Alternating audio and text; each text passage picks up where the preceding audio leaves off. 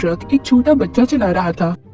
ये नक्शा स्लम्बरलैंड का है। अगर तुम्हें कुछ भी हो गया तो इसकी जिम्मेदार तुम खुद होगी। हमें एक छोटी बच्ची नीमो को दिखाया जाता है जो अपने डैड के साथ एक छोटी सी आइलैंड पर लाइट हाउस में रहा करती थी। उनका घर एक लाइट हाउस था। नीमो इस जगह को बहुत पसंद करती थी। एक दिन नीमो के डैड उसे कहते हैं कि अगर तुम मेरे एक सवाल का सही जवाब दो तो मैं तुम्हें इस लाइट हाउस की चाबियां दे दूंगा। उसके डैड उससे पूछते हैं कि लाइट हाउस क्यों बनाया जाता है। तब नीमो जवाब देती है कि शिप्स की डायरेक्शन पता करने के लिए, उनको सही रास्ता बताने के लिए और मुसीबत में उनकी मदद हो सके। नीमो के डैड कहते हैं कि बेटा अभी ये सही जवाब नहीं है। जिस दिन तुम मुझे सही से इस बात का जवाब दोगी यहाँ की चाबियां मैं तुम्हें दे दूंगा। रात को डैड उसे कहानी सुनाते हैं कि एक दिन मैं और मेरा दोस्त समंदर में चमकीले मोती ढूंढने गए थे, पर तूफान में कहीं पर मेरा दोस्त गुम हो गया। फिर मुझे नहीं पता कि वो कहाँ गया। नीमो अपने डैड की कहानी को बहुत ही गौर से सुन रही थी। तभी उसके डैड को मैसेज मिलता है कि समंदर में तूफान आ गया है, इसीलिए उन्हें अभी काम पर आना होगा। नीमो के डैड अपने काम पर निकल जाते हैं। आधी रात को जब नीमो सो रही थी तो उसकी आंख खुल जाती है क्योंकि उनका छोटा सा आइलैंड सुनामी तूफान की लपेट में आ गया था और लाइट हाउस में भी पानी आ चुका था। नीमो उस पानी में डूब जाती है। वो अपने डैड को देखती है। जब ये उनकी तरफ जाने लगती है तभी एक मॉन्स्टर आकर उसके डैड को निगल जाता है। तभी नीमो की आंख खुलती है। इसका मतलब ये था कि वो सपना देख रही थी। सुबह को नीमो के पास कुछ गार्ड आते हैं और आकर उसको उसके डैड की मौत का बताते हैं। ये सुनकर नीमो टूट गई थी। वो बहुत ज्यादा दुखी हो जाती है। एक लेडी ऑफिसर उसको बताती है कि उसके डैड चाहते थे कि वो उनके बाद अपने अंकल के पास जाकर रहे, पर नीमो अकेले ही इस आइलैंड पर रहना चाहती थी। ऑफिसर कहती है बेटा तुम अकेले यहाँ पर नहीं रह सकती, इसीलिए तुम्हें अपने अंकल के साथ जाना होगा। अब नीमो अपना सारा जरूरी सामान लेती है और अपने अंकल के साथ चली जाती है। उसके अंकल एक बहुत ही अमीर इंसान थे। वो नीमो को अपने साथ रखने पर बहुत खुश थे, पर वो ये नहीं जानते थे कि बच्चों को कैसे रखा जाता है। उधर नीमो भी अपने डैड की मौत के बाद चुप चुप रहने लगी थी। रात को सोते हुए जब नीमो की आँख खुलती है तो वो देखती है उसका पसंदीदा खिलौना जिंदा हो गया था और उसका बेड खुद अपनी टांगों पर चलकर उसे खिड़की से बाहर ले जा रहा था। फिर वो बेड पानी से होता हुआ उसे एक जादू की दुनिया में ले जाता है जहाँ पर नीमो की मुलाकात फ्लिप नाम के एक आदमी से होती है जिसके सर पर दो बड़े बड़े सींग थे। फ्लिप वहाँ पर नीमो से उसके डैड का पूछता है। वो बहुत ही दुखी होकर उसे अपने डैड की मौत का बताती है। वो भी ये बात सुनकर दुखी हो गया था। कहता है दरअसल मुझे तुम्हारे डैड से एक नक्शा चाहिए था। नीमो ये समझ रही थी कि वो अभी भी सपना देख रही है। वो उसे कहती है मेरे सपने से चले जाओ। फ्लिप कहता है ठीक है मैं चला जाऊंगा, पर तुम्हें मुझे वो नक्शा देना होगा जिसकी मदद से मैं चमकीले मोतियों को ढूंढ सकता हूँ और तुम भी उसकी मदद से एक ऐसी दुनिया में जा सकती हो जिसका नाम स्लम्बरलैंड है, जहाँ पर हर विश ख्वाहिश पूरी होती है और तुम वहाँ जाकर अपने डैड से भी मिल सकते हो। नीमो ये सुनकर खुश हो जाती है। अब फ्लिप उसको ये कहकर उसकी असल दुनिया में भेज देता है कि जाओ जाकर नक्शा ढूंढो और नीमो अपनी सपनों की दुनिया से असल दुनिया में जाग जाती है। अगले दिन उसके अंकल उसका एडमिशन करवाने उसे स्कूल लेकर जाते हैं जहाँ पर उनकी मुलाकात स्कूल के टीचर से होती है। वो कहती है आप फिक्र नहीं करें, मैं नीमो का ख्याल बहुत अच्छे से रखूंगी। वो नीमो को लेकर क्लास में जाती है और सब बच्चों से मिलवाती है। वहाँ पर नीमो की दोस्ती एक लड़के से होती है जो उसका बहुत अच्छा दोस्त बन गया था। वो उसको भी अपने डैड के बारे में भी बताती है। रात को नीमो के अंकल उसे दरवाजे का लॉक खोलना भी सिखाते हैं। असल में उनका बिजनेस दरवाजों के लॉक्स बनाने का था। रात को दोबारा से नीमो का खिलौना जिंदा हो गया था। उसके डैड का नक्शा भी उसे मिल जाता है। अगली सुबह जब नीमो स्कूल जाती है तो वो अपने अंकल के फोन से स्कूल में एब्सेंट लगवाकर स्कूल के ऐसे हिस्से में चली जाती है जहाँ पर जाना मना था। वहाँ पर जाकर कपड़े बदलती है और वहीं पर अपने खिलौने को लेकर सो जाती है। दोबारा से सपने में जाते ही वो फ्लिप को नक्शा दे देती है, पर वो नक्शा लेते ही उसकी मदद करने से मना कर देता है। कहता है यहाँ से जाओ, मैं तुम्हारी कोई मदद नहीं कर सकता। पर नीमो वापस नहीं जाना चाहती थी। कहती है कुछ भी हो जाए मैं तुम्हारे साथ जाऊंगी, मैं अपने डैड से मिलना चाहती हूँ। फ्लिप कहता है ठीक है तुम मेरे साथ जा सकती हो, पर इस दौरान अगर तुम्हें कुछ भी हो गया तो इसकी जिम्मेदार तुम खुद होगी।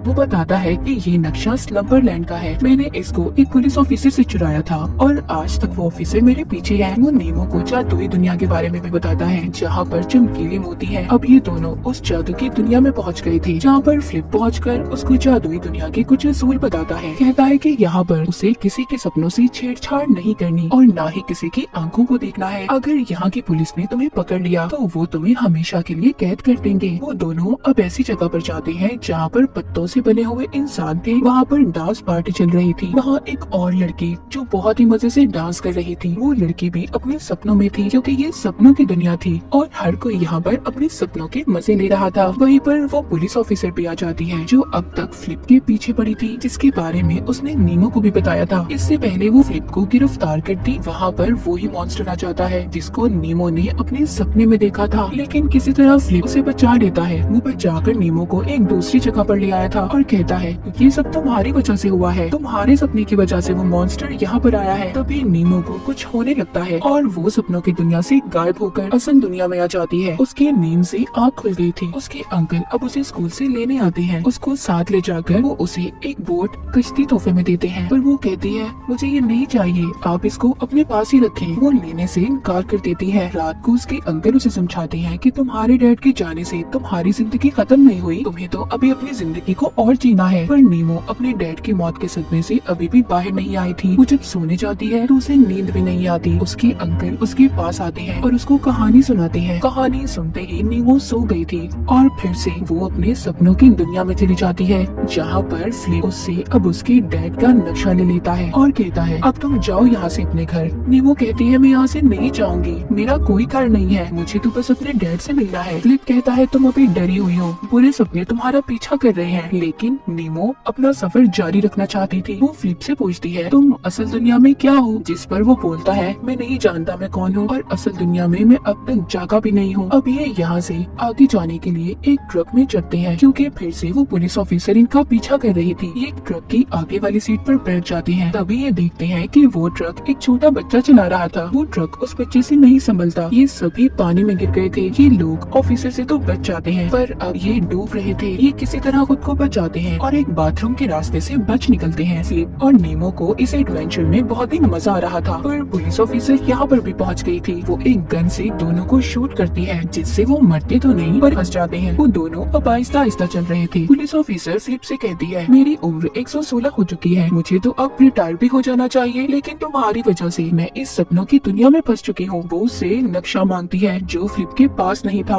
वो पुलिस ऑफिसर उससे कहती है ये सब तुम इसलिए कर रहे हो क्योंकि असल दुनिया में तुम्हारी कोई परवाह नहीं करता, इसीलिए तुम नींद से नहीं उठते। वो अब दोनों को जेल में बंद कर देती है। ऑफिसर के जाने के बाद फ्लिप नीमो से कहता है कि ये सच बोल रही है, पर अब मैं भी जागना चाहता हूँ, पर मैं ये भूल गया हूँ कि मैं कौन हूँ। लेकिन क्या पता शायद स्लम्बरलैंड जाकर मुझे सब याद आ जाए। इसके बाद पुलिस ऑफिसर दोबारा से जेल में आती है और नीमो को अपने साथ ले जाती है। कहती है तुम्हारे पास दो रास्ते हैं, या तो तुम अपनी दुनिया में वापस चली जाओ या फिर हमेशा के लिए फ्लिप के साथ जेल में कैद रहो। जिस पर नीमो से कहती है मुझे तो बस अपने डैड से मिलना है। पुलिस ऑफिसर कहती है तुम्हें अब आगे बढ़ना होगा, तुम्हें अपनी असल दुनिया में जागना होगा, वरना ये बुरे सपने तुम्हारा पीछा करते रहेंगे। और जिसके बाद नीमो असल दुनिया में जाग जाती है। वो अपने अंकल के पास जाती है और रोकर कहती है मुझे अपने डैड की याद आ रही है।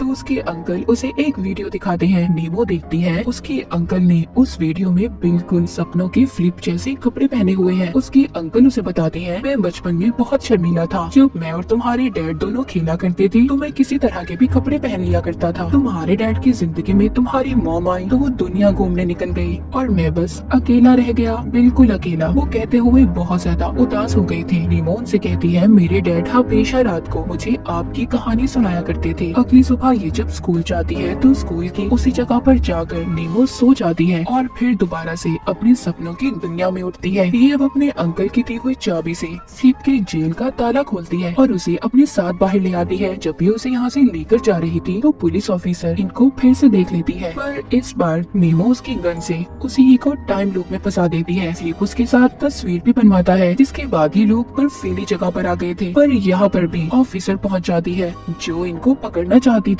वो अब तक इनका पीछा कर रही थी। ये उससे बचने के लिए ऊंचाई से छलांग लगाते हैं और बड़े बड़े परिंदों पर बैठकर एक छोटे से घर में पहुंच गए थे, जहां जाकर ये दोनों लाइट हाउस में पहुंच जाते हैं। वहां पर पहुंचकर नीमो से कहती है मैं जानती हूँ तुम कौन हो, तुम मेरे अंकल फ्लिप हो। तभी असल दुनिया में नीमो को उसकी टीचर जगा देती है। वो अब उसके अंकल को बुलाकर उससे पूछती है कि तुम वहाँ पर क्या कर रही थी। ये सब बातें सुनकर नीमो के अंकल भी उससे बहुत नाराज हो गए थे। वो घर जाकर नीमो को कहते हैं मैं समझ सोच रहा था कि तुम स्कूल जाकर अच्छे दोस्त बनाओगी, पर तुम तो वहाँ पर पढ़ने ही नहीं जाती थी। तुम सबसे झूठ बोल रही थी। उस रात बहुत तेज बारिश हो रही थी। नीमो गुस्से में अब अपने अंकल की दी हुई कश्ती में बैठकर चली जाती है। वो लाइट हाउस की तरफ जा रही थी और जाते हुए कश्ती में सो जाती है। बाद में वो खुद को समंदर में पाती है। जैसा कि नीमो के डैड ने कहा था कि समंदर के नीचे एक बहुत बड़ा सुराग है। वो अब उसी तरफ जा रही थी। उधर सपनों के फ्लिप को भी पता चल जाता है कि छोटी प्रिंसेस ख्वाबों के समंदर में गई है। जैसा कि फ्लिप ने बताया था, चमकीले मोतियों के बारे में, ये अब उसे ढूंढ लेती है और एक हाथ में भी पकड़ लेती है। तभी वहाँ पर मॉन्स्टर आ गया था,